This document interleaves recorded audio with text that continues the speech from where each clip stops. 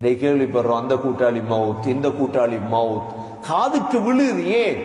நாங்க அவசரமா தௌபா செய்யும், அவசரமா அல்லாஹ்விடத்தில் முன்னோக்கம். நாங்க மடையனை போல வாழ்ந்துடப்படாது, மௌத்தாப்படாது, கவனமா இருங்க. இது மடத்தனமான பேச்சு. மௌத்தாப்படாது கவனமா இருங்கண்டா அல்லாஹ் அரண். படிங்க பாடம். உங்களோட ஊர்ல 12 பேர் மவுத், 20 பேர் மவுத், 30 பேர் மவுத்.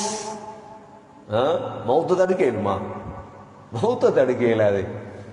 ஊடூடா போய் பெனர் ஓட்டுறாங்களா, மவுத் கவனம், மவுத் கவனம். ஒன்றும் விளங்குது இல்லை. இவங்களோட தலையில மூளை இருக்குதா, வேற என்ன சரி இருக்குதான்னு விளங்குது.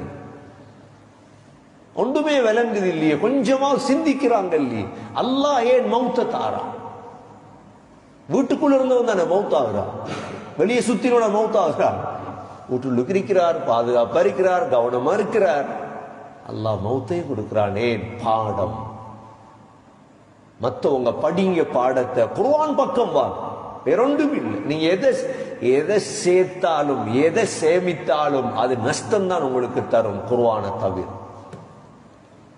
இத சேர்க்க சேர்க்க சேர்க்க அல்லாஹ் சொல்றான், இதை விட பொக்கிஷம். அதனால காதுக்கு வருதா, கண்ணால ஜனாசாக்களை பார்க்கிறோமா? ஜனாசாக்கள் சும்மா போகுது, கணக்கில்லை. இப்ப ஜனாசாக்கள் திருவில்ல போகுது, ஜனாசாக்கள் ஆட்டால போகுது, ஜனாசாக்கள் கணக்கில். யார் எத்தனை பேர் மௌத்தா இருக்காங்கன்னு தெரியும். சரி, படிப்பின அல்லாஹும் பக்கம் திரும்பணும். இந்த 3 உறுப்பையும், சம், அப்சார், அஃபீதா,